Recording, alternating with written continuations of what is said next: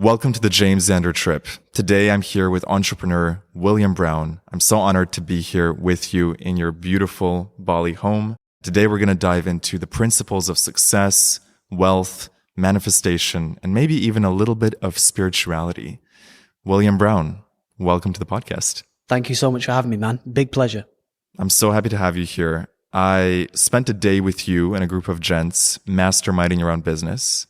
And I gained so much knowledge. And one of the things I noticed in the mastermind was just watching your brain think and strategize. And it was so fascinating to watch in real time how you would take people's problems, their challenges, their bottlenecks, and instantly or almost instantly come up with these very clear solutions. So I think my first question for you is, how does your brain work? And what makes you a better thinker and a better strategizer than most other people?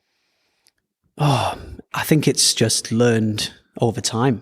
I think because I've been doing this for so long, this exact same thing for 8 years now. I've done it twice for myself. I've built 2 8-figure e-learning companies back to back in a row, 2 completely different niches. And in industries. And I've worked with hundreds of clients now from so many different niches, from alcohol addiction to trading to e-com to hairdressing to fitness. So I've solved the problems so many times in so many different ways. I think that's one element of the answer to that question, is just time and work and experience and learning. And another is just the way that my brain works. So I'm not sure whether you've ever taken a Myers-Briggs personality test. I'm a INTJ. So the way that I understand what that means is I'm just a very deep thinker, and I like to think very, very long term. I like to plan. I like to have structure. Every decision that I make, I'm always thinking of the first and second and third and fourth order consequences. So I think very, very long term. And I just think quite deeply, I would say. When do you do your thinking? Is it through journaling? Is it through meditation? Is it through laying in bed at 3 a.m., staring at the ceiling and thinking about your business? I'm really curious as to the mechanics of how you think and become a better thinker. My journal has a lot to do with it, for sure. Sometimes when my mind gets a little bit cloudy, I just like to either sit down at home or go to a coffee shop, turn my phone off, sit with my journal. And I often I call it cleaning my brain, right? Just emptying my head, getting everything out on paper. There's really a couple of methods that I use. This is one of them, is the journal. And just sitting and thinking and digesting.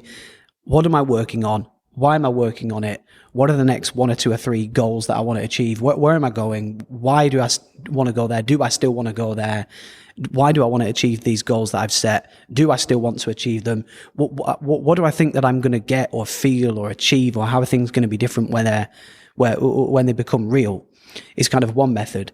And another is using this kind of document called an alchemy of self document, which is basically a 6-7 page document with a vision board, with a list of goals in a specific order, one by one, and they kind of all feed into each other. And plan for the character that you are, the character that you need to become to get what you want in terms of the goals and the dreams and the vision. And a whole affirmations story based on what's happened and what is going to happen. So it's a pretty deep document, and I look at that pretty regularly. And it's a bit of a guide for me. So those, I would say, the two ways that I kind of use to think. I love that. I love how you say, plan the character I need to become. Who did William Brown need to become to live the life he lives today, as opposed to 5 or 10 years ago? How did the character development for you evolve? It happens over time. It happens as you keep learning. You keep making mistakes is a big part of it as well. You've got to go out there and fail and move fast. Speed is a massive edge. Basically, the faster you can learn, the faster you can fail. That's kind of one side of the paradigm, I would say. Another is learning from people who've already got what you want and really modeling those guys.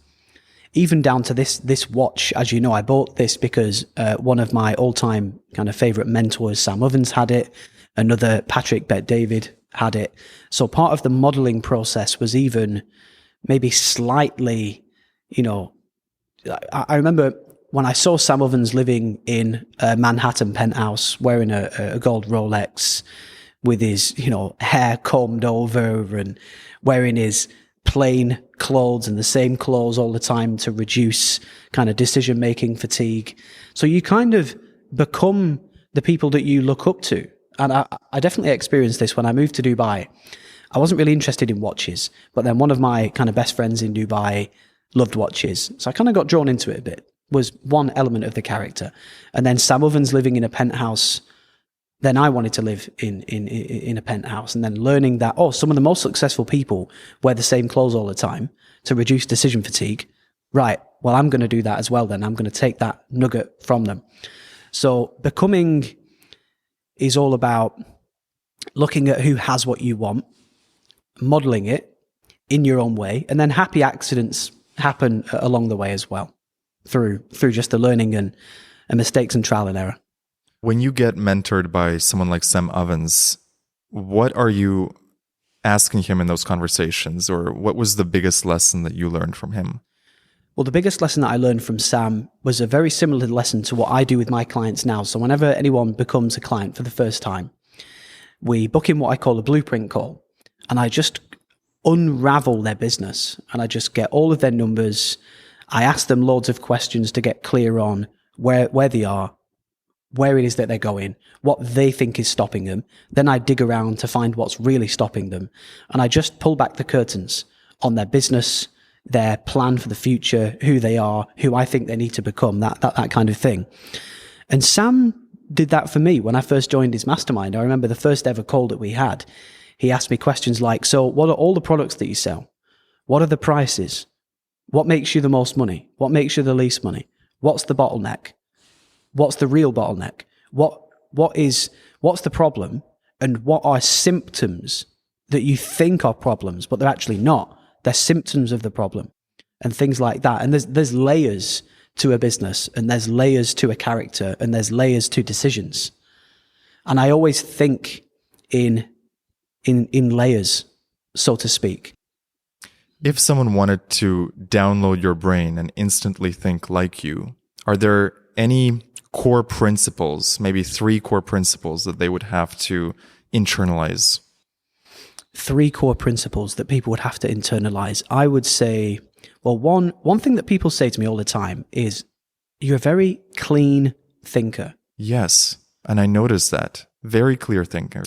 I don't see that in myself. I never saw that in myself. I only learned that because everybody kept saying it to me. What does it feel like on the inside? It feels natural. Right. Really. It's just the way that, like, my brain just scans the variables. It's like a weird computer in my head. Like, whenever anyone asks me a question, I just start like shifting the variables and combing through the layers in my head, from kind of the simplest to the most complex. So I guess one principle would be clean thinking and just organized thinking. Another is definitely simplicity.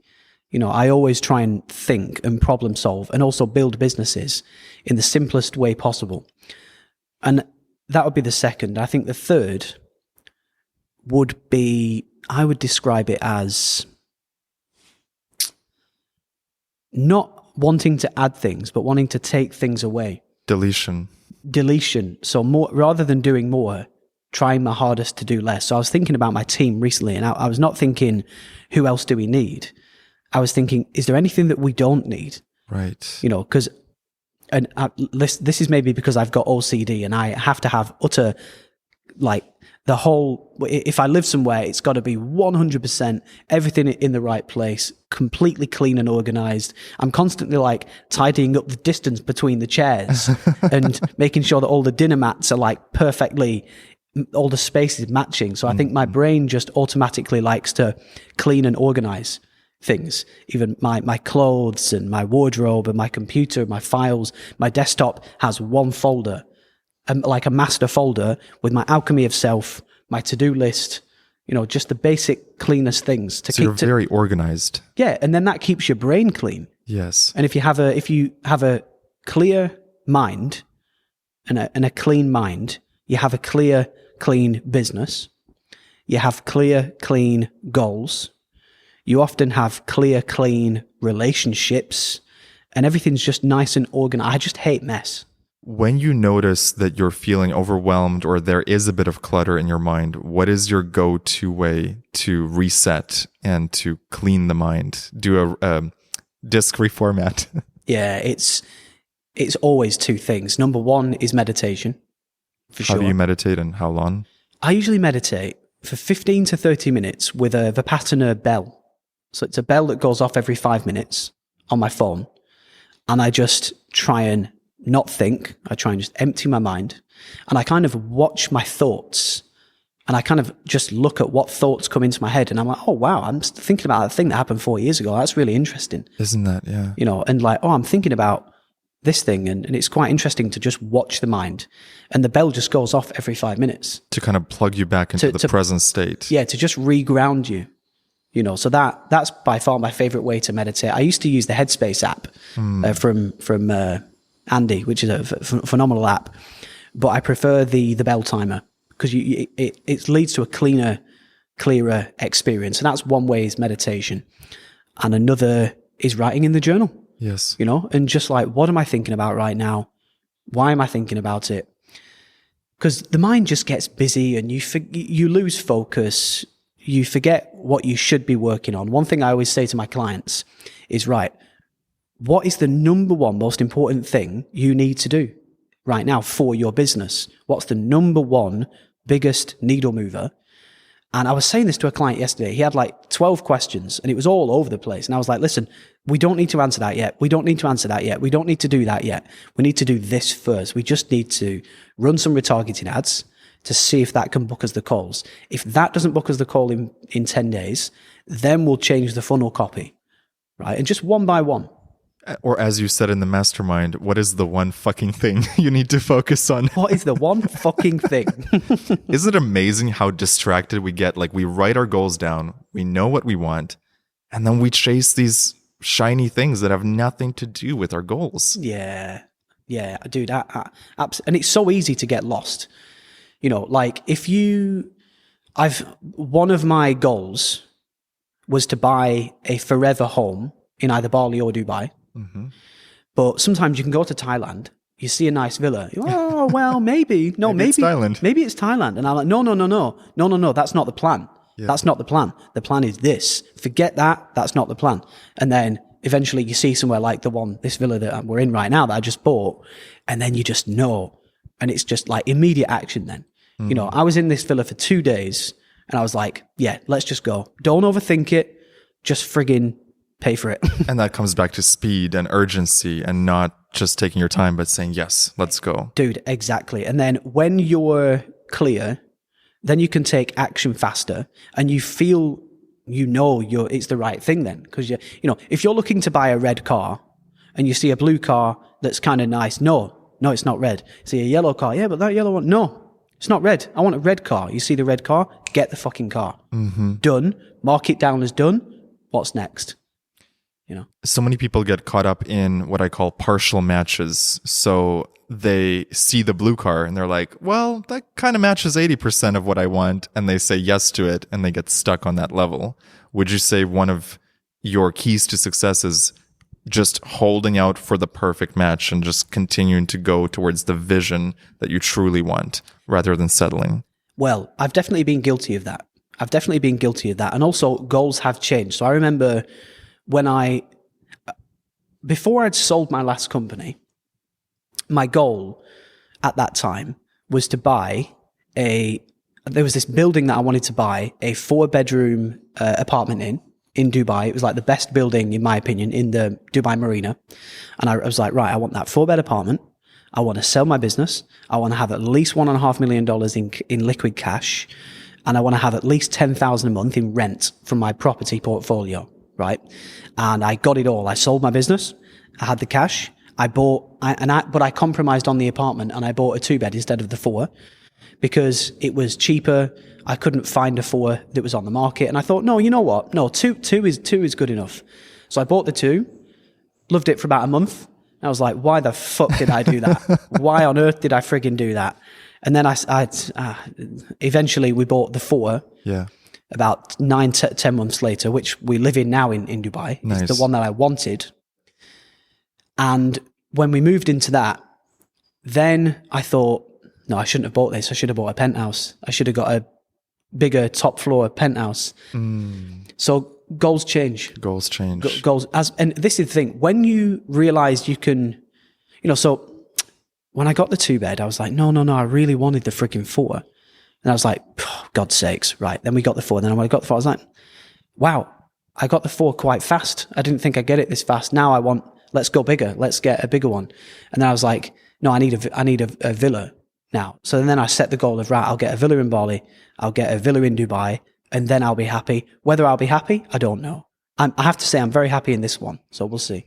Do you think as we achieve goals, it never stops and we keep setting new goals and they keep growing bigger? Is there have you thought about like one day saying, okay, I've got everything? Or is it part of the human condition to continue to expand, continue to reach new mountain peaks? What's your philosophy on that? I think it's a bit of both. Because this villa that we're in right now, I have scoured every real estate website in Bali. Wow. I've looked at so many bloody villas.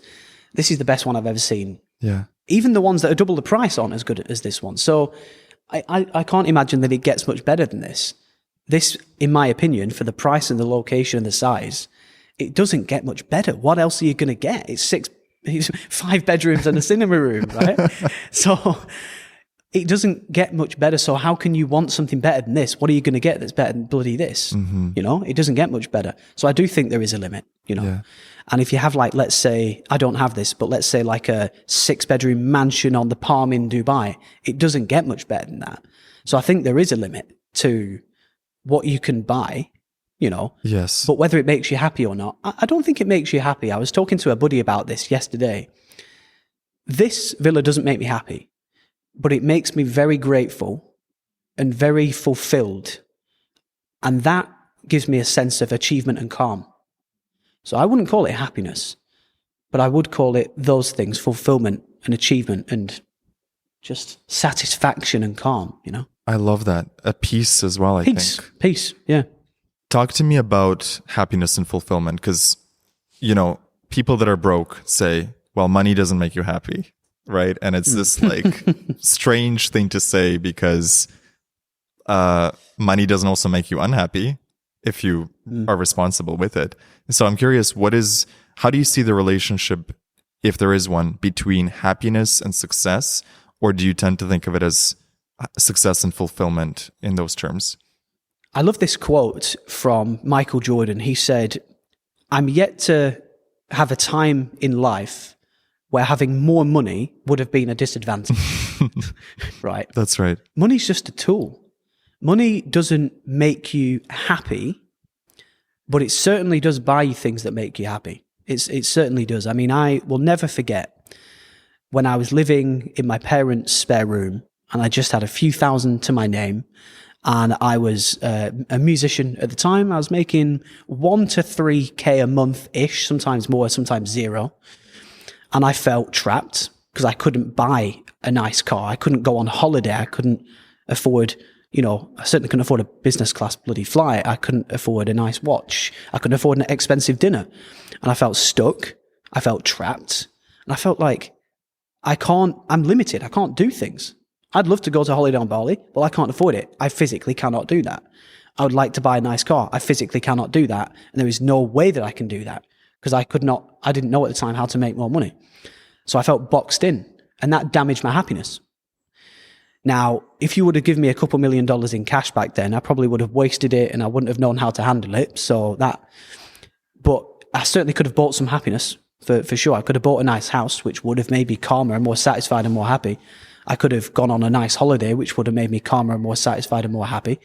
So money can very, very often buy you happiness or very close to it.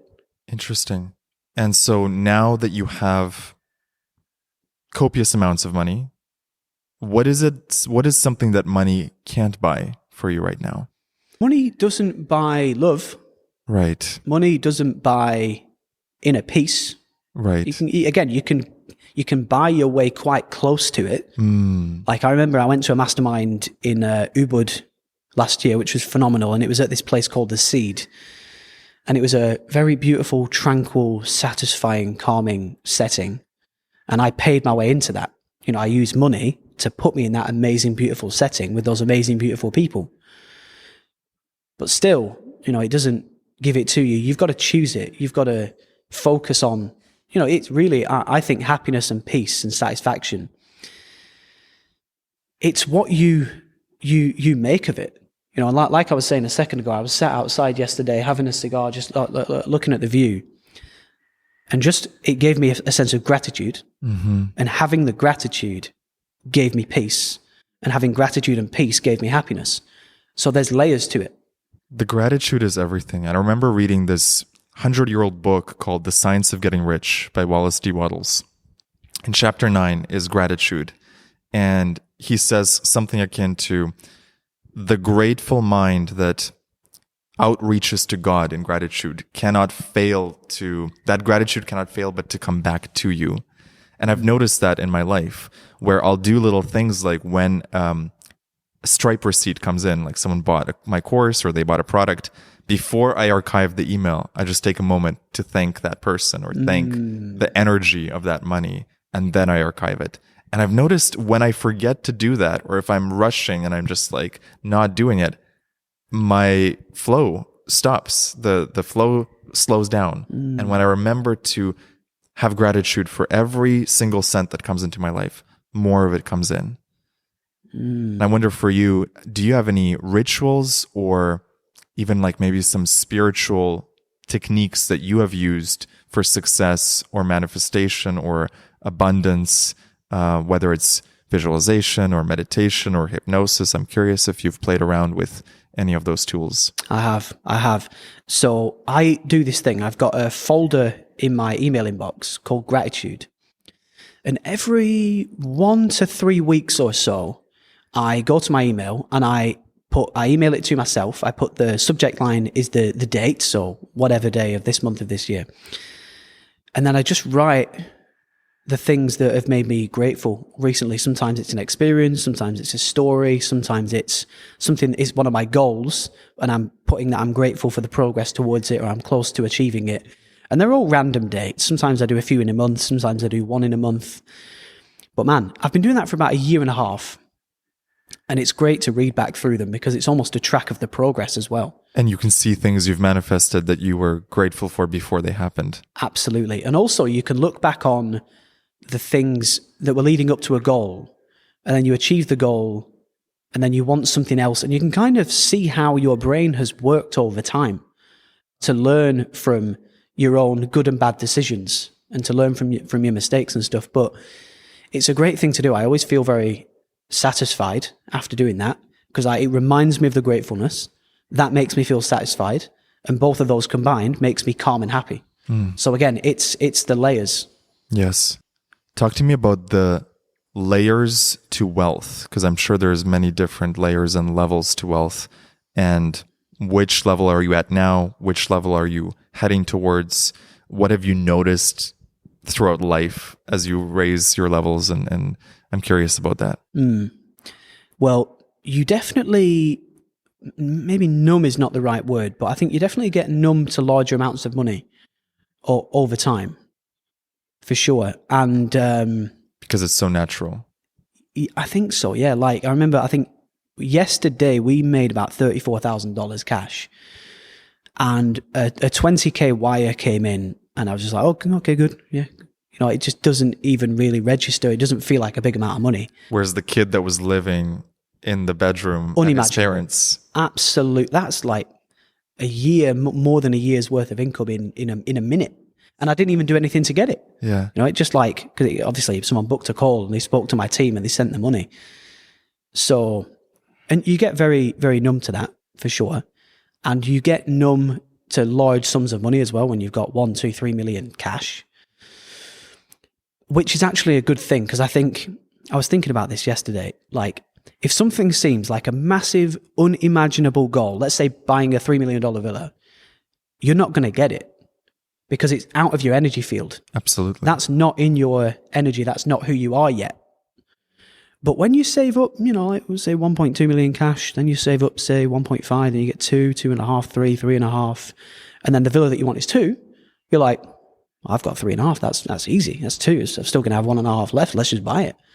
And then it's in your energy field. So it slowly comes to you over time as you grow. You grow professionally, you grow in skill, you grow in mindset, you grow in energy, you grow in reputation, you grow in terms of capital and net worth. And things slowly come to you. And if there's one thing that I've learned, when I sold my last company,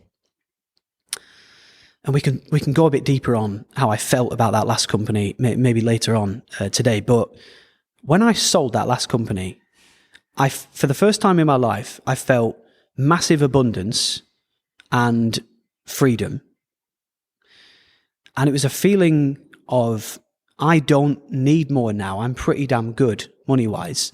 And the minute that happened, I made more money than I've ever made in my life. So it was almost as if, one of my mentors once said this. He said, Will, the minute you no longer need money is when you'll make the most money you've ever made in your life. And fuck me, has that been true? This was right after you sold the company. Yeah. And then you made even more money. Oh, dude, by far. I mean, I remember when I sold that company,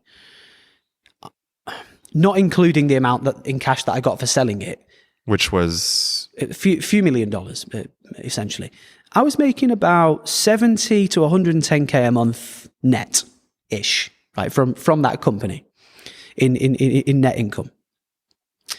Fast forward 4 months after I sold, I was making about 300.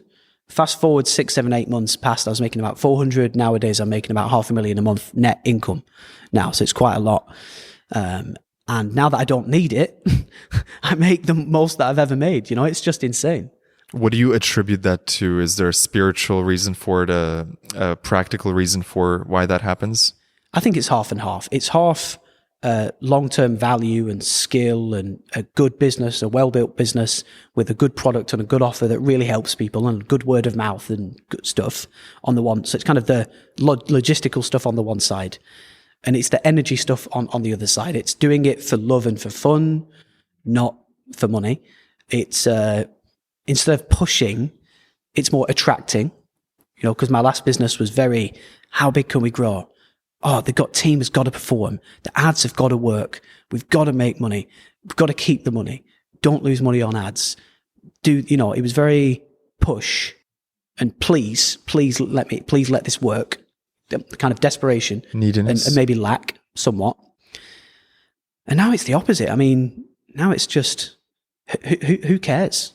Let's just, we turn clients away, not regularly, but a couple of times a month. We will not let people in that would want to wire us 10, 20, 30K. Because they're not a good fit? Because they're not a good fit. And I just don't want to work with them because they'll either annoy me or they don't have an offer that I want to help them, or they're not a good person, or there's something off about their energy. They'll take away your piece. They'll take away the piece as well. That'll be the price. And it's just not worth it. And it's so satisfying. A guy yesterday was asking me for a discount. And I said, listen, we don't do them, man. So you can either pay the full price and come in, I'd love to work with you, or you can't come in, and if you don't come in, then best of luck, and I really hope that you figure it out, but you ain't coming in. For someone who is currently, let's say someone is living in a place of neediness, or they're not in a good financial situation, what is the first thing they can change energetically and maybe practically to get on the way to that, not needing it, but receiving it? Yeah. Well, there's different seasons. I mean, the first season is the get money season, because you just need capital to rent a decent apartment, maybe get a decent car if you need a car, save up, 50K or 100K cash just so you're kind of secure. And sometimes you need to fight to do that. That's just, it is what it is. But one thing that I did was when I first did my Alchemy of Self document, I just wrote a few goals that I'd already achieved. And it's made me feel like, oh, I'm already moving. I'm already achieving. Winner. Yeah, I'm already a winner. I'm already doing things that I deem substantial. So my goals were like, became a full-time DJ and was making okay money. 1, 2, 3K a month from music without a real job. That's a big win. Yes. A lot of people would kill for that. So I was like, well, that's a great win. Another one was renting a nice apartment in Manchester and getting out of my parents' house. That was a massive win for me back then, just to get out of that room and get my own space that I rent. And it was only a very small studio. It was tiny, but it was mine. And that was a big achievement as well. So I was like, well, that's a win, you know. Love that. So sometimes people have achieved more than they really think compared to many people. You know, I'm not talking about becoming a millionaire and getting a 10 million net worth and buying fucking mansions and shit, but just having your own place that you can afford, that's nice, that you like, that you're proud of, having a nice car, getting fit, sleeping well, being proud of the work that you do, getting a business working. If you can get a business to make 5K a month, you're further ahead than 90% of the world. Counting your wins tends to attract more wins. Exactly, because it puts you in that state of, oh, I can achieve the goals. I set the goals and I can get the goals. I'm the sort of person that achieves goals. Yeah, and then your goals, if you looked at my alchemy of self, the goals get bigger, bigger, bigger, bigger, bigger, bigger, bigger, bigger. Yes. And every time you achieve a big goal, you're like, whoa, I can go a bit. And that's maybe why when I got the 4-bed, because that was it was $1.9 million cash, I was like, whoa, that's cool. Well, maybe I can get a penthouse then. You know, then you get that and you're like, ooh, well, maybe I could get mansions around the world. And then you get that and you're like, whoa, maybe I could fly private. And it's just new levels, you know. Part of it seems to be opening up your imagination to what's possible and not limiting yourself. That's very true, because I think I was limiting myself. I think really, because look, I think if we all had the choice, we'd rather have a 10-bedroom mansion than a 2-bedroom apartment, right? But for me, I was thinking a lot smaller back then. I was like, yeah, but it's going to take me 3-4 years to get that. So maybe I can just get that. And I was thinking small, and now I'm thinking a lot bigger. You know, my goals now are getting bigger and bigger and bigger and bigger. And that's thanks to achieving goals that should have been bigger, being impatient when I should have been patient, not believing in myself, you know, and thinking, look, I can get that. I know I really want that, but no, I'll settle for that. But then you get that and you're like, oh, damn, I really want that. And then you go and get that, you know.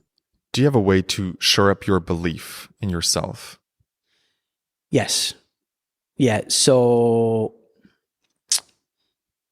one easy one is client results, right? When someone comes into your program and when they leave, they've got results bigger than they ever could have imagined, and they give you a great testimonial saying that, well, that's proof to you. And it just makes you a bit more confident. Like, wow, yeah, good. Yeah, I can do this. I'm doing this.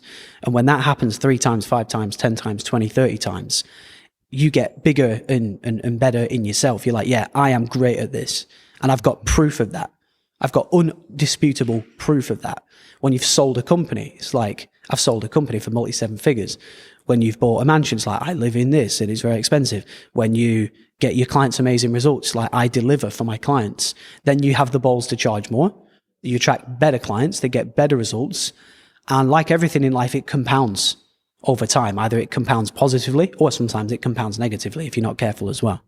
I call it locking in the energy. Yeah. It's like before you achieve the big win, you sort of kind of feel like, okay, I think I can do this. Once you achieve it, or you've done it multiple times, you have this grounded energy. And I think people can feel that.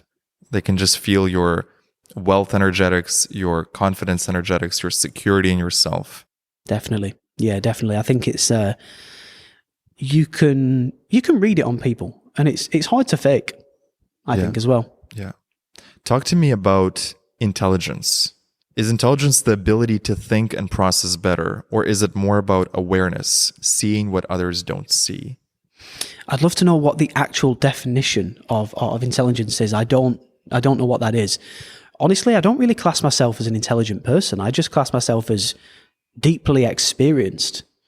And I've just done a lot and learned through trial and error and experience. So I don't really think of myself as intelligent, quite honestly, because, you know, I didn't get very good grades. Maybe I link intelligence to school performance, I think, is one descriptor that I have for it. But I guess, yeah, I think intelligence is just clear thought and good problem solving, I think, isn't it? Really? How do you problem solve? Let's say you face a challenge in your business. Take me through a typical process of how you would problem solve something. Okay. Well, a client got on a call with me yesterday and he said, Will, I'm not booking many sales calls and I want to book more. So that was the real problem. And then we started combing through the variables. So I was like, right, let me look at your YouTube channel. Let me look at your ad copy. Let me look at the ad production. Let me look at the targeting. Let me look at the budget that you're running. Let me look through your sales process. Let me look at your copy, your email follow-up, your sales script. So whenever I'm faced with a problem, I scan all the variables and I think, what are all the things in the pipe? You know how we were talking about at the mastermind? Yes. You know, there's a whole pipe and it's all interlinked and it all comes together to provide the throughput that you want. So whenever I'm faced with a problem, I just think, what are the constraints in the system, the machine, the pipe? What's the bottleneck? Yeah, what's the real problem? Right. What are the symptoms of the problem? Because people often think that the symptoms are the problem, but they're not, that the symptoms are the real problem. So not booking sales calls is a symptom.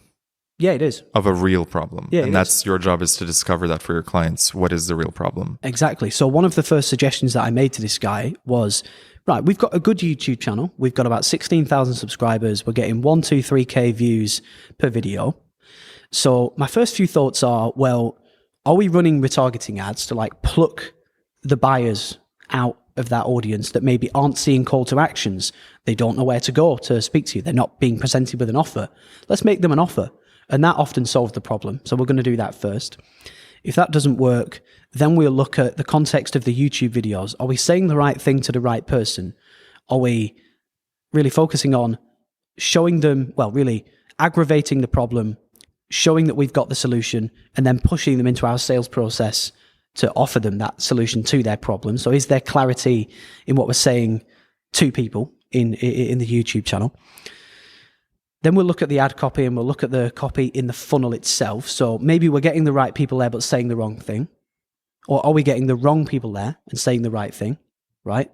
So it's just one by one through all the things that could impact that throughput. And you slowly test each thing until you get the throughput, really. Very interesting. You once said, success is just good decisions in order all the time. What is a counterintuitive habit you have that directly contributes to your success? Thinking a lot about all the decisions that I make. And just really deeply thinking about, have I done this before? If so, how did it go? Has anybody else done this? And if so, what happened to them? Did it work first time? Did it not? Did they crack it in the end? Who's done it? How long did it take them? What happened afterwards? And just really, really thinking through the decision, the first and second and third and fourth and fifth order consequences. Are there any ways that I can maybe get out of this if it doesn't work? Is there like an exit plan? How bad will the damage be if it's a bad decision? You know, because some decisions are easy and small. Some decisions are frigging massive and hard to reverse. So just deep thinking and really taking the time before making any decision.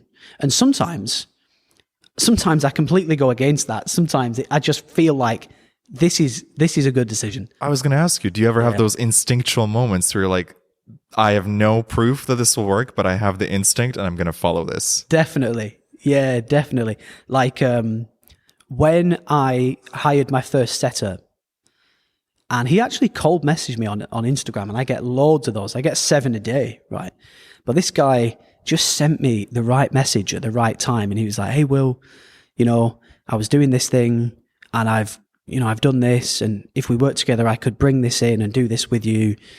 And I just thought, this guy knows this stuff. He's got a great track record. He's coming from a very good place. He's going to bring in the SOPs. I know it's worked for this guy, so I know it's going to work for me. And I was like, yeah, let's get on a call like tomorrow.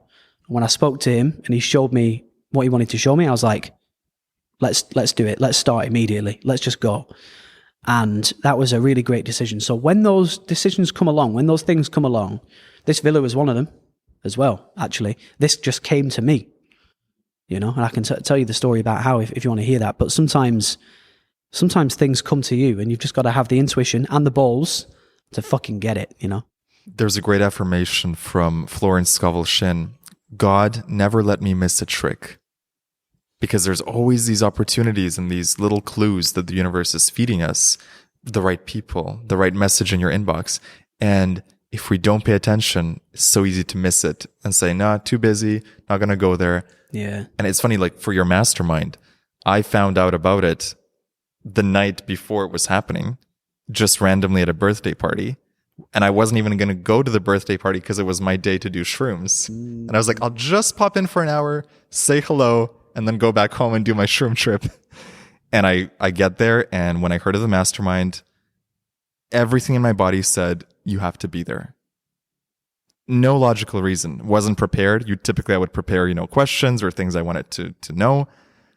Everything in my body said, you got to be there. Yeah, but it's this much. It's one day. You got to be there. All right. And I trusted. And by the end of the mastermind, I was like, I fucking had to be here. Yeah. This was exactly the right decision. You just get a feeling sometimes, don't you? Like I really don't like traveling, right? I just hate going to the frigging airport, sitting on a frigging plane. We need to get you a private jet. Yeah, that's my next bloody thing that I need to sort out, yeah. And I just hate it, man. It always gives me a lot of, I think maybe anxiety is not the wrong word, but it just winds me up that I've got to do it. And it impacts my days leading up to it. I'm like, oh, fuck, I can't take calls. I've got to travel. I just hate it, right? But when I found out about this villa, and the guy was like, oh, yeah, because we were going to stay in it as an Airbnb for our trip in May. And I was like, oh, yeah, I'm going to come out and view some villas to buy. And he was like, oh, it's actually for sale. And I was like, interesting.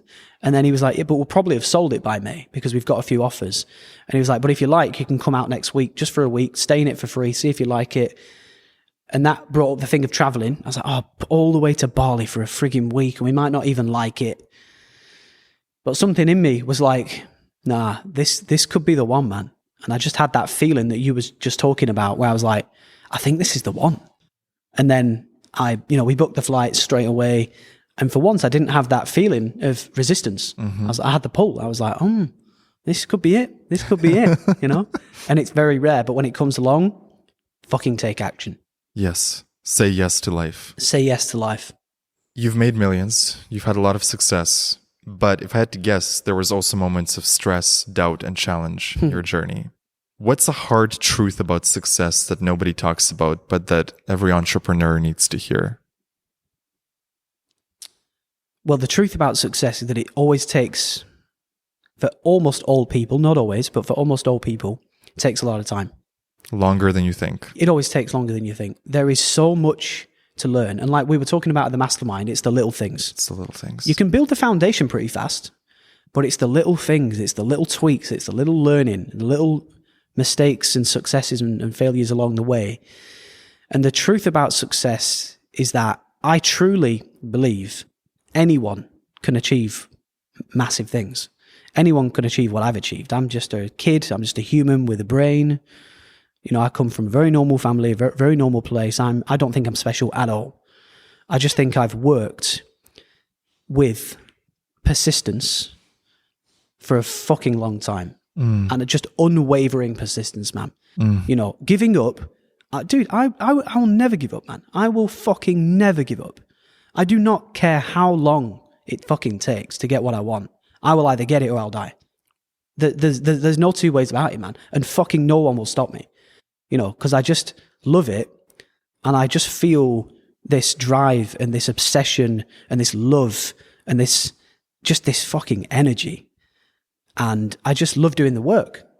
Most people don't like the work. I love the work. Right. Most people don't want to do 12 calls in a day. I love 12 calls in a day. Most people don't want to write a VSL and write ads and build a funnel and write email copy and take sales calls. I love all of that stuff. Have you always loved work, or in your teenage years, were you different?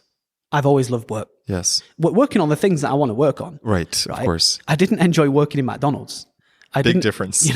I didn't enjoy working in a pub. I didn't enjoy working in an office when I did a year of admin for a UK university.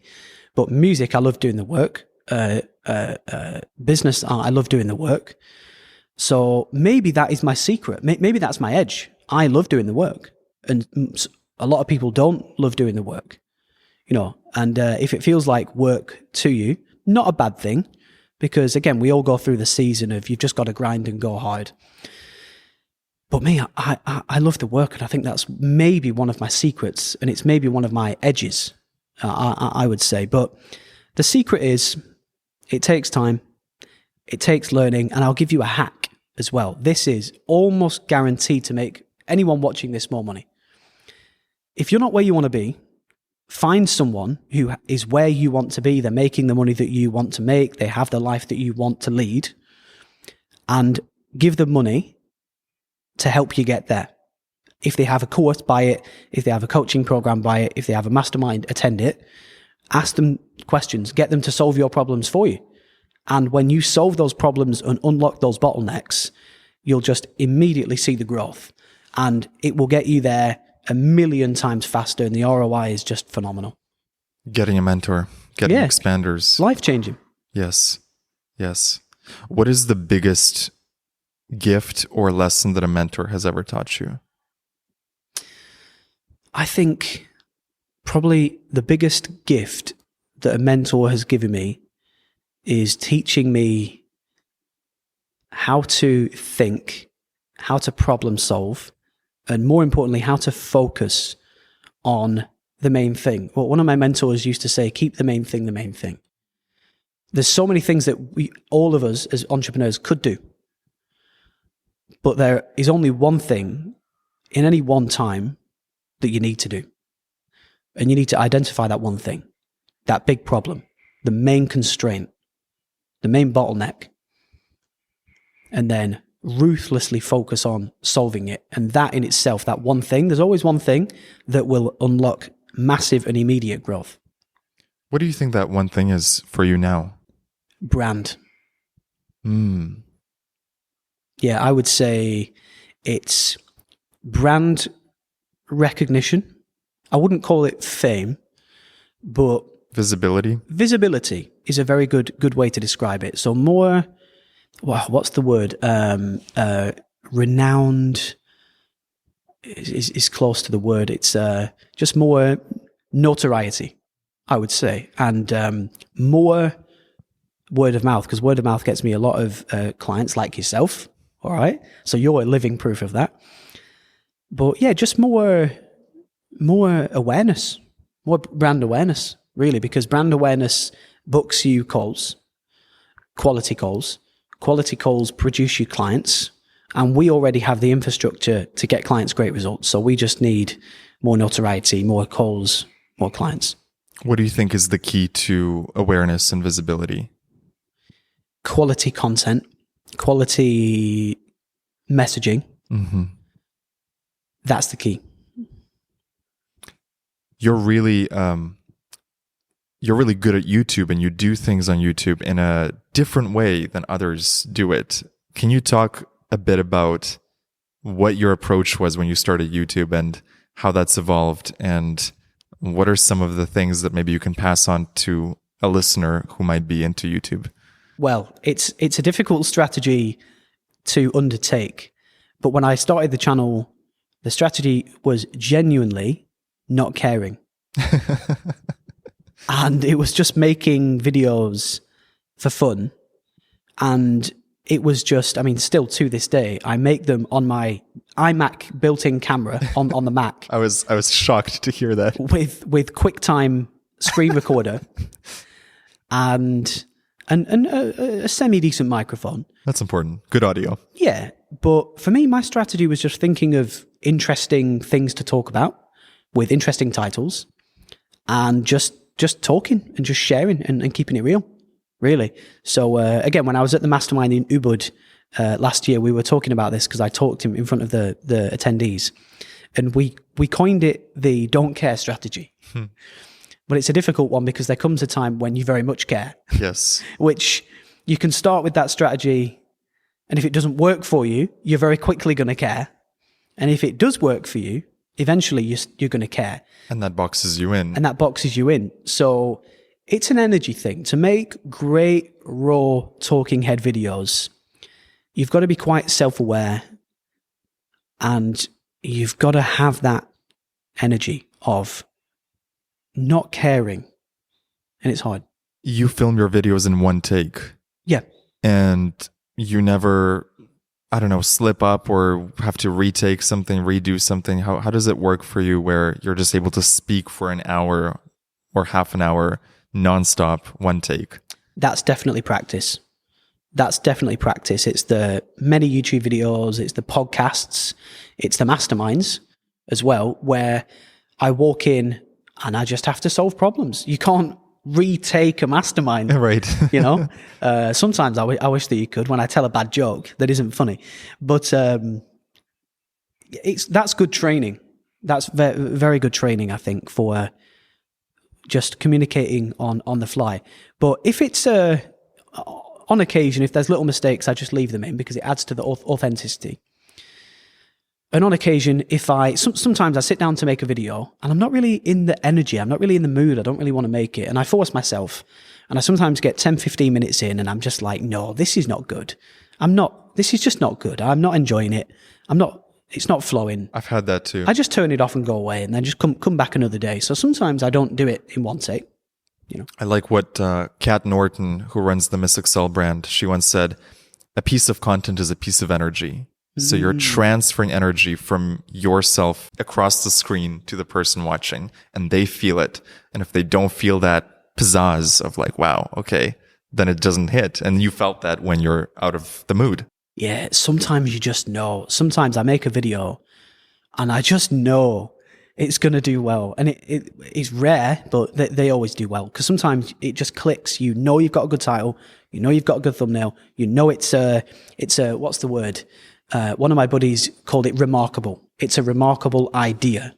Right. The ideation itself, perhaps the most important thing. Yes. And it's just, the idea is good. It's very well executed. Kind of like that video that we were looking at earlier from the woman. Yes. Everything aligns. The thumbnail is perfect. The title is perfect. The length is perfect. The intro and the hook is perfect. The video is perfect. And when everything aligns, that's when you get that 500,000 views, 1 million views plus breakthrough, Alignment then is probably the key to success. Yeah, aligning it is. Everything. Yeah. I was shocked to hear your strategy with titles, the degree to which you focus on title. Do you mind speaking about that? Yeah, of course. So when it comes to my YouTube planning, let's say, I spend about, let's say 80% of the time on the title, 10% on the thumbnail, 10% on the video. Which is crazy when I first heard that. That's amazing. Yeah. Because for me, the title is the most fun. Yeah. Because it's just so fun to think of good titles and interesting titles. And it's cool to link the thumbnail so that it's got that congruency. And just think of an imaginative thumbnail, which is often just a shot from the video itself. You do very simple thumbnails and they work in your favor. Yeah, yeah. And then the video, I just let it sit in my head. And when the time is right, I will sit down and I usually think about the location. I'm like, am I going to shoot it on the sofa? Am I going to shoot it at the table, outside, whatever? And then the view is important. The view is important to me. Yeah, because the view is the unspoken element.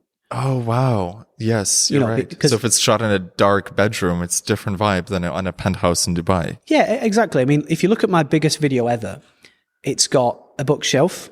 It's got the ocean in the background. The thumbnail has me kind of like this, and you can see my gold watch like clear as day.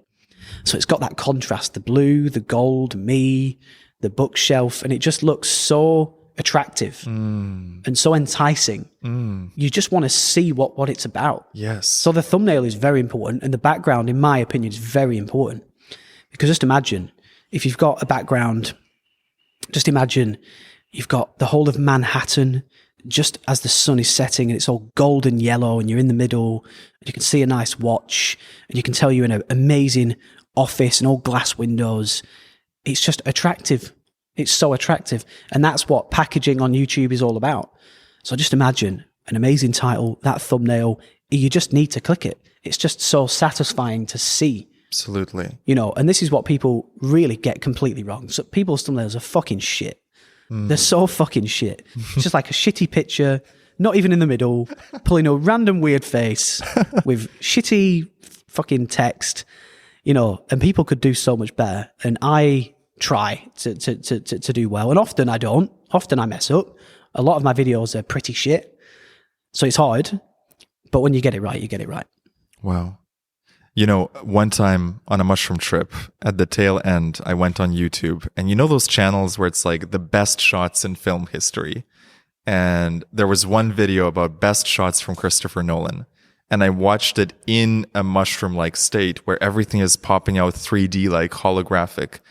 And in that altered state of consciousness, to see the geometry of how he frames things, I got such a deep understanding of what creates the beauty in those shots that I did not perceive in my sober state. And it was amazing to see, like, even a simple office shot in Batman Begins, or I think it was The Dark Knight. And it's just like the reflection of the fluorescent lamps on the glass table with the skyline. It was just, wow. It's amazing, isn't it? Yeah, it's an art.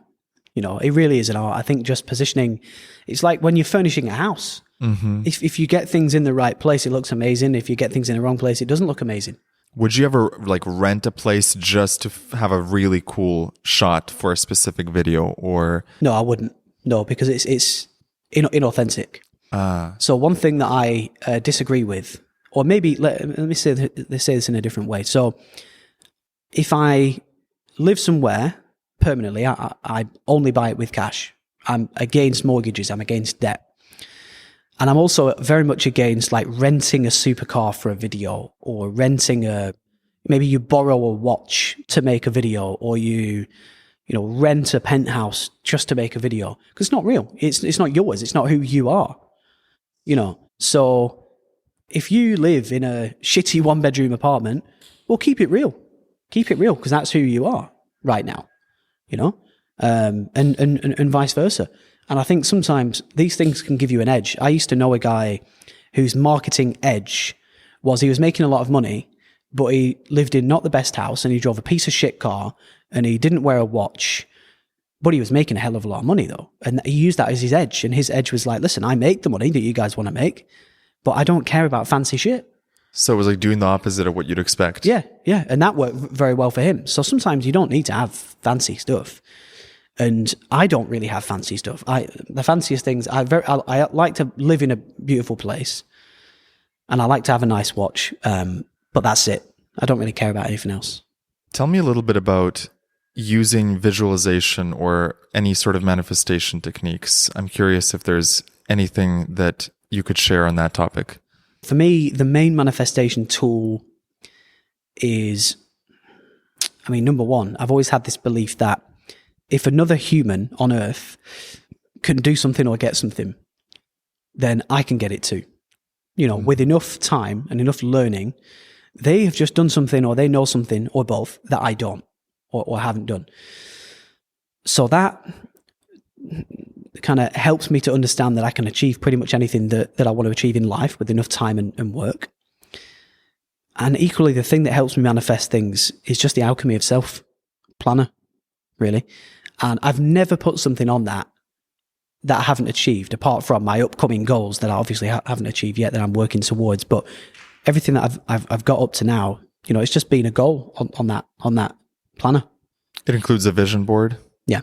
Yes. How often do you look at the alchemy of self? Once a week, once every 10 days, once just every 12 days. Just to refresh the mind? Yeah, I like to read the affirmations.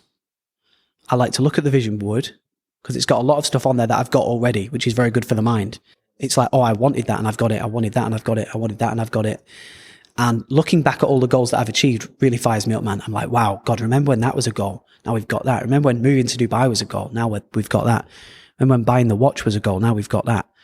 Remember when starting a YouTube channel was a goal? One of my goals was to just start a YouTube channel, right, and make good videos. Right. So even sometimes it's a small thing like that. And that really fires me up. Then I'm like, yeah, we've got it, man. Let's keep going. Let's keep pushing.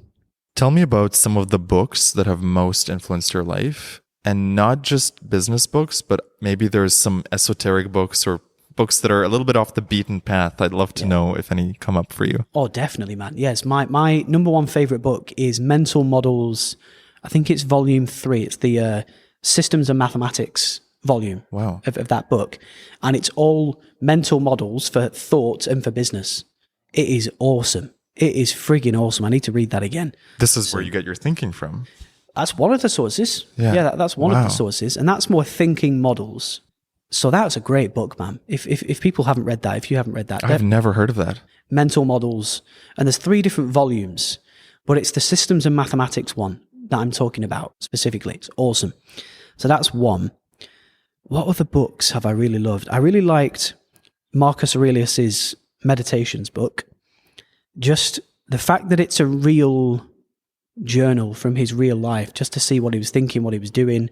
And there's just really awesome little stories and nuggets of advice in there. And again, ways to think in there as well. So methods and systems for thinking and problem solving. So maybe that's why I like the book so much. But yeah, I'm just really interested in planning and bringing things to life and solving problems and making things happen that didn't exist and just building things. I think if I had to say anything, I just love building things. Tell me about your social circle. How do you choose the people you surround yourself with, and who do you let into your inner circle? What's the criteria there that you use? Well, pretty much all of my highest level friends, I met them at masterminds. And the others that I didn't meet at masterminds, I met them through friends that I met at masterminds. Honestly, that's like 90% of my friends, I either met them at a mastermind or because of them, they introduced me to someone else. Yep. So it links back to the mastermind, and that's in almost all cases. And otherwise, it's people that attend my mastermind that become friends. That's right. Because that's the only place that I meet people in real life. You know, unless I'm invited on a podcast. That's another way that I've made some very good friends, is I've just been invited on their pod and then we become friends after that. But those are the only 2 ways that I meet them, really. High quality connections when you meet them at a mastermind. Yeah, because I mean, just the fact that they're attending puts them up there already. Yes. That was one of the gifts I got from your mastermind, was just being in a room of people that are all operating at the highest level they can and have that drive and ambition. It's the energetics of it as much as the knowledge. Yeah. I pick up the codes from their energy. It's incredible. Definitely. Tell me about your relationship with time. How do you think of time? How do you think of time management? What's your relationship with time these days? Well, usually I either have a work day or I have an off day. It's always one or the other. Binary. Yeah. So I'll either, and it's usually 2 to 3 to 4 days a week where I usually do work. I do a lot of calls and I kind of have things to do, is the best way to describe it. Then I have days where I don't have anything to do. And on those days, I usually make YouTube videos, or those will be the days where I go to a cafe for 1 or 2 hours and just sit with my journal, or go to the gym, walk around, sit and think, meditate, sit on the balcony and have a cigar. And those are more, let's say, thinking days.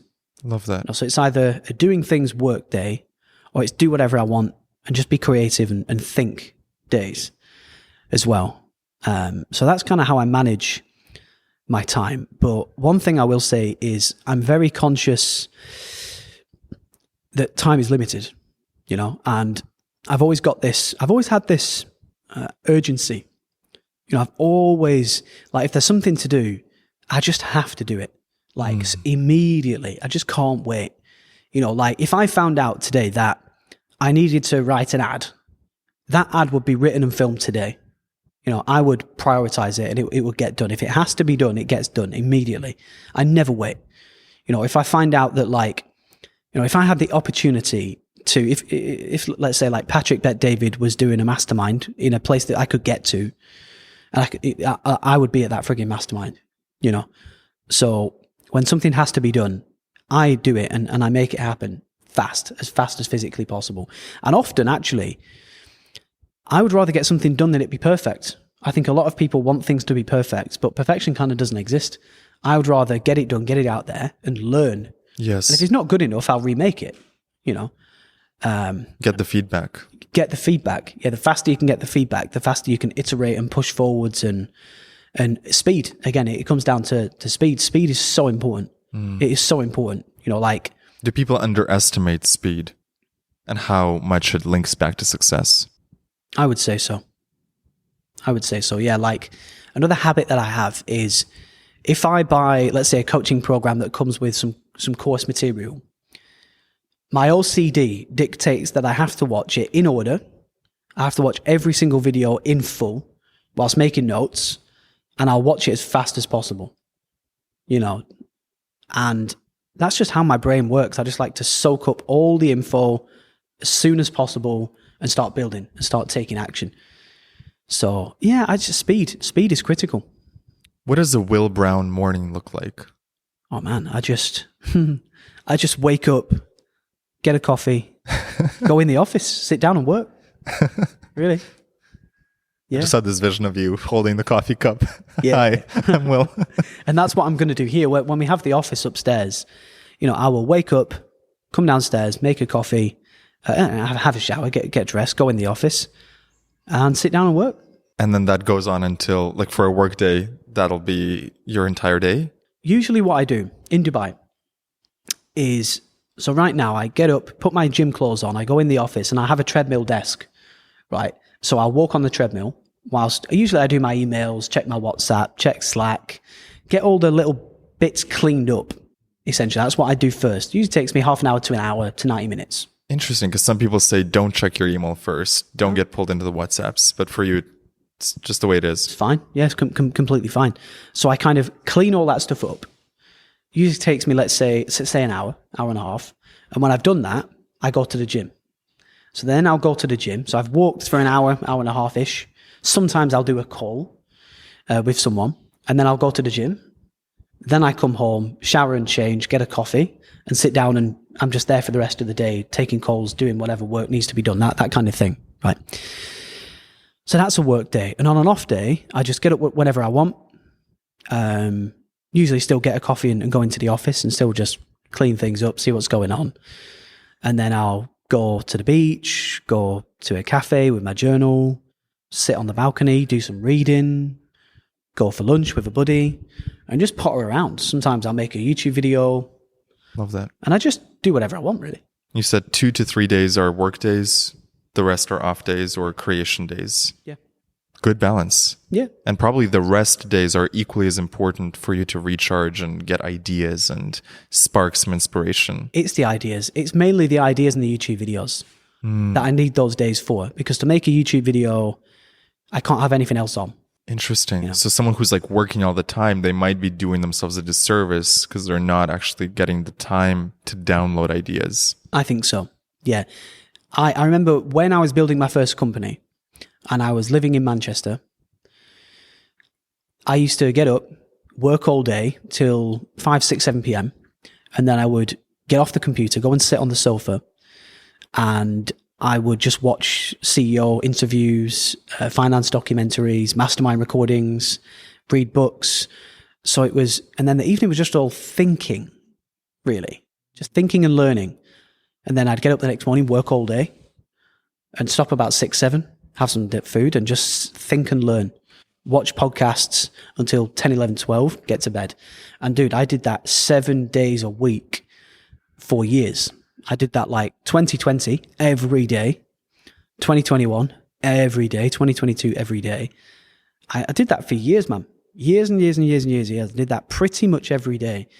And it's only in the last 6 to 9 months that I've started doing what I do now, where I have the full days or the nothing days. And doing that for years, I'm just imagining how much the learning compounds over time. And the work as well. When you work, say 9 to 6, 9 to 7, 7 days a week for years, you get a lot done. Mm-hmm. Yeah. Do you ever get distracted or FOMO or? No, never. Never, man. No, never. I've never had shiny object syndrome. No, I actually don't know why. But I just always kind of thought I was doing the best thing and the right thing, really. I just never got distracted.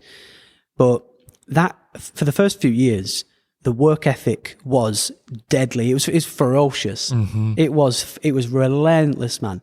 All I did was work every day. And I didn't miss going out. I didn't miss seeing friends. Did your friendships or relationships suffer at all? One of those years, I think the first year, 2020, was COVID. Uh-huh. So everyone was locked indoors anyway. So it gave me a massive edge. Good time to work. Very good time to work. I was very lucky that, because my business exploded that year. The year before we did about $250,000. And then that year, 2020, we did about 1.2, 1.3. So we're like almost 5x the business, probably because I was just working every day relentlessly in peace because of COVID, you know. But even when I moved to Dubai, I would go out maybe 2 or 3 times a month, you know, maybe once a week-ish, if that, just for a dinner and straight back home to work, or for lunch, straight back home to work. So I can't stress. All I did was work with 100% focus every single day. Wow. Do you ever pine for those days of relentless work? Yeah, I do actually. Yeah, I do. I knew it. It was a very fun time, man. It was a really great season. It was really great, man. It was really great. You know, it just felt so good. And the business was just going up and up and up and up and up and up. And we were solving all the problems. And the business was growing. I was making loads of money. And I was in Dubai in the sun. And it was a great time. There was definitely downsides, like maybe not being a human. You know, I could have done a lot more fun stuff. Not being a human. Well, yeah, you know, I could have maybe enjoyed Dubai more. I see. I've never been to the desert and I live in Dubai. I've never been to the big mall, like the Dubai Mall. There's like a world famous giant mall. I've never been there. You know, it sounds super weird to people, but I just don't really care about that stuff. I care so much about achieving my goals and dreams. I understand. I just don't care about anything else, man. And you know, it creates clarity when you have this by default. No, I don't need to go there. Yeah. Not interested. And you have this other thing that's pulling you forward, pushing you forward. The North Star makes life very simple. Yeah, it does. Tell me why simplicity has been such a powerful value in your life. Because when things are simple, you can go further and faster. Complexity slows you down. Complexity stresses you out. Complexity confuses you. And it just makes everything harder. And sometimes things need to be complex on occasion. But most things just need to be simple and straightforward. And then again, you can go further. You can go so much faster. You can make way better decisions. So I try and keep things as simple as possible at all times. Do you ever take a day to just simplify your entire business or life? Well, yeah, definitely. Those are the days where I go and write in the journal. You know, when I'm like, I often write down things like, right, how much cash have we got? What's the burn rate? You know, how much did we make last month? Are all the team members in the right seats? Are they doing the right thing? Do any of them need any training? Or are the metrics good? I always look at, you know, how many calls are we booking a day is a number that I look at a lot. What's the average team close rate, team-wide close rate? I look at a lot. What's the monthly cash? Are we up? Are we down? Are we in the middle? How's YouTube going? Where are the views at? Where are the calls at? Is everybody happy? Sometimes I just have a team meeting and I'm like, guys, what's going on? How are you feeling? Are you happy? What's going on outside of work? Are you staying fit? Is there anything I can do for you? Sometimes I just give random bonuses out to people just to kind of help them a bit. And if someone does something good, I'll give them a few $100 extra or something as a little treat, send them gifts sometimes. So I'm just constantly just trying to keep things nice and balanced. And you pay attention to the numbers a lot. The numbers, yeah. Oh, hell yeah. The numbers are frigging critical, man. You know, probably the thing I look at the most is daily call volume. Mm-hmm. Because I know that if we book calls, I know for a fact we're going to close them. If we close them, we make money. So the number one number in my business is how many calls we book in a day. When you see that number flat or going down, what is the first thing that comes to your mind of what you need to do? Well, I've learned the hard way that sometimes numbers drift to the upside and the downside, and the best thing to do is nothing. You know, so we had a day, maybe 6-7 days ago, where we booked like 2 calls, which is tiny for us. It's almost, but I knew that just doesn't make sense. That's going to fix itself in the next few days.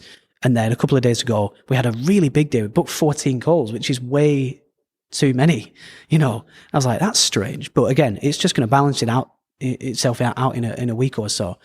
So I've learned the hard way to just fucking chill. Just let the data play out. And this is why we only make one change a month. And we track everything. Overall, we've got a data sheet with all the monthly numbers. Because then people think too macro. People think too micro. A lot of business owners, they think way too micro. They're looking at the little drifts in close rate, the little drifts in booked calls. My rep is off tomorrow. Oh shit, what's going to happen? Just chill. Look at the macro. Track things weekly. Really monthly. You should be tracking things monthly and quarterly. And just oversee things and don't react to these small little micro changes because it's just not helpful and it stresses you out and it creates complexity. When you say that you also have to move fast, so I'm wondering if one change a month, that's only 12 changes a year that you could make. Is that enough room to play with and to experiment? Well, speed-wise, I can make one or two, I can make 5 YouTube videos in a week. Right. And that's 5 weeks of videos because we do one a week, right? Or if someone came to me today that I knew was a fantastic hire, I'll hire them today and they'll start in 2 days' time or 1 day's time, So it's speed on the actions, but it's patience on the overall foundation of the whole business. Right. It's speed on components, but not on the foundation. Love that. Will, what is the single best investment you've ever made in yourself? The masterminds that I've attended. That's by far number one. So if someone wants to up level, find a mastermind that you can attend that is in the area you want to improve in. Yeah, I was going to say something like maybe moving to Dubai or hiring certain team members or buying this place in Bali, but that's all a symptom of attending the masterminds because the masterminds gave me the knowledge and the energy and the connections that got me all those things. It's all through people.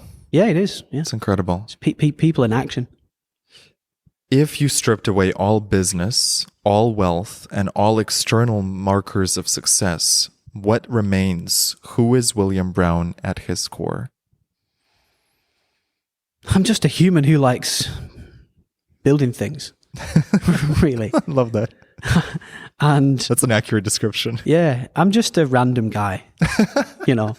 I'm just a guy who likes to mess around and build stuff. And I just love business and wealth and investment and money and creation and just art. And it's just a fun game to me.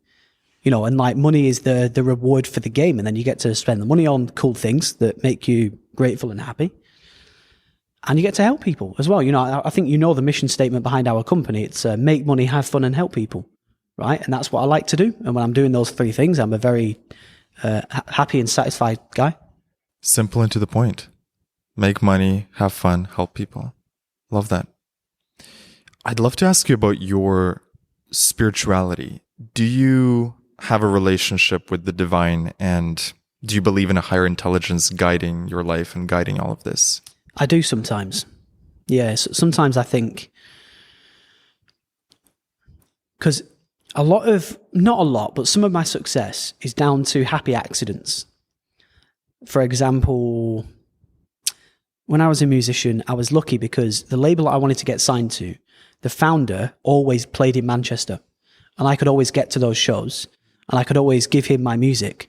And I used to think, what would have happened if I lived in like Scotland, where I couldn't really go to his shows without a lot of effort, and I certainly couldn't go regularly. Would I have got signed to that label? So it's effort and planning on my side for sure.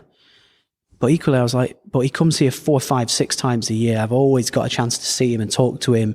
And that, I think, is part of the reason why I got signed to that label, which gave me a music career. So that was one kind of happy-ish accident linked with some action from me. Another one was the last company, how that started. I just saw a television documentary all about trading and had the foresight to try. And then I had the foresight to start a Twitter account where I would share what I was doing. And then eventually along came my first customer, and he messaged me and said, "Will, please can you help me? And I'll pay you for some help." That was my first ever coaching customer. And then I had the foresight to think, if he will give me some money for the advice, I wonder if anybody else would. And then I created a little product and started selling it. And boom, that was the start of my first ever company. Then I had the foresight to invest in masterminds, and I met my mentor, Dan Bradbury, who helped me to sell the company, right? So it's action from me, but it's also right place, right time, and things happening in a great way. And then when people started moving to Dubai, I just happened to be in Sam Ovens mastermind, and I was able to copy them and have them help me and move to Dubai. That introduced me to my network. That got me on a lot of podcasts. Helped with my personal brand, you know? So I often think God is giving me these little opportunities, but I'm taking them and kind of bringing it to life. But I don't know. It's a dance. It's a collaboration. Yeah. Right? So I think everyone in their life, no matter which location they're in, if they intend to look for more opportunity, it will appear, but they have to pay attention. And then once it appears, it's saying yes to it, grabbing the bull by the horns, taking the flight, going to the mastermind. It's like God will meet you halfway. You've got to take the other half. Yeah, that's such a great way to say it. You know, God will give you these little insights and opportunities, but you've got to take the action. No one is going to buy the plane ticket for you, go to the mastermind for you, learn the skills that you need to learn for you. So if you don't take action, you're basically just fucked. Have you had any mystical experiences through meditation, flow states, or just sort of a mystical moment in your life that you can't quite explain?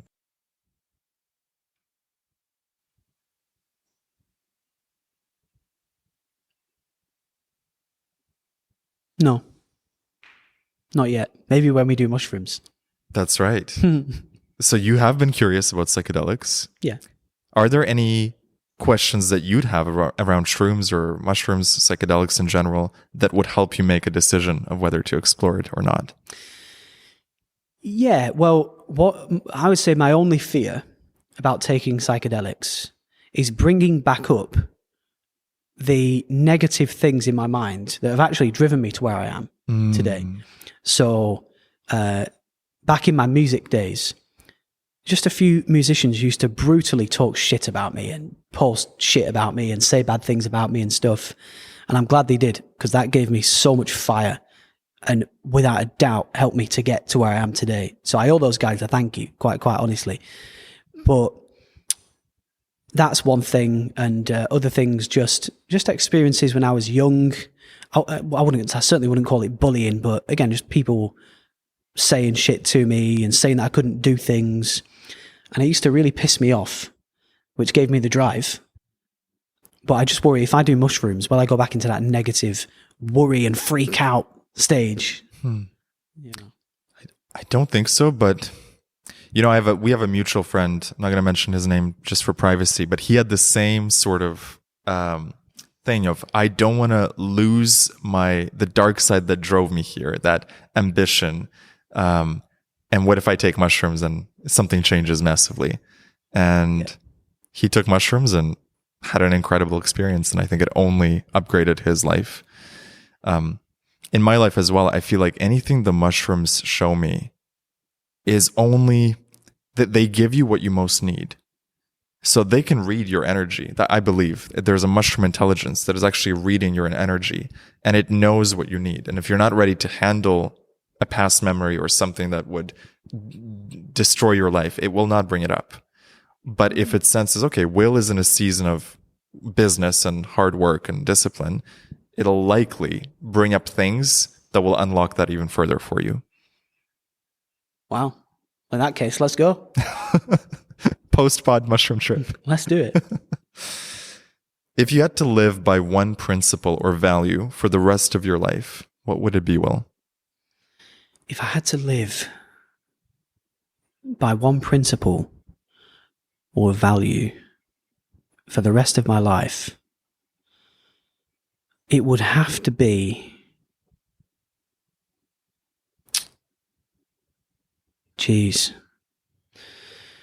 I would say, well, it's the principle that you only get one life. You know, this is something that I think about a lot, is like, I'm going to die one day. So why don't I just give it my all and just do what I want to bloody do, go all in and design my dream life and build my dream life. So I guess the principle really is, it's either creativity or it's freedom, really. And just knowing that life is too short for some of the shit that we do and worry about. And sometimes I just want to just sell everything and have a empty house and just sit on the computer and just do whatever I want to do with no outside distraction, and just build things for fun. And just don't do, because there's so much shit that people say that you've got to frigging do. Get fit, bloody dress this way, buy this shit, get married and have kids, bloody, be wealthy. But sometimes I just want to build shit for fun and just chill out, and just have fun. Just make money and have fun and help people. Yeah.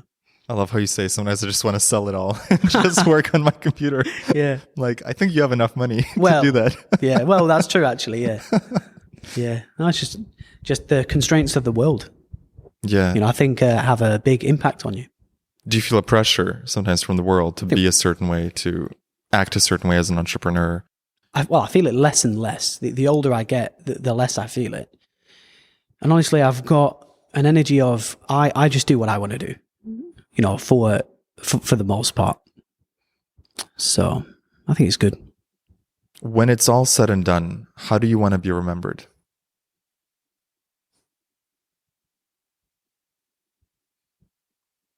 Well, if I had a kid, I would want him to say, like, my dad built great companies and my dad really helps people, and fuck off, fucking fly. Stupid fly. And I would want him to say, yeah, my dad was great. My dad worked really hard and he really took care of me and he tried really hard to give me a great life and build a great life. And, he actually did things in the world that he wanted to do and kind of made a difference and built big, great, impactful things. I think that's what I would want to hear him say. He was like, oh yeah, he tried hard and looked after people and was a good guy that people liked and respected. So really, I want to be revered. I want to be looked up to and thought of as a great entrepreneur who builds great things, How did it feel to buy your dad his dream car? Satisfying, fulfilling. Yeah, happy day. And also a sense of relief as well, because he'd wanted that car for pretty much my whole life. And then when I started making money, he started asking me for it. He was like, at first it was like, God, if your business keeps doing well, I really hope one day I could get the Porsche, and then eventually it was so nice to call him. I called him one day and I was like, would you like to order the car? And he was like, order the car, the Porsche. And I was like, yeah, order the car, And then I went home and we got it together. So it was good. It must have felt like such a moment for both of you. Yeah, it was cool. Very cool.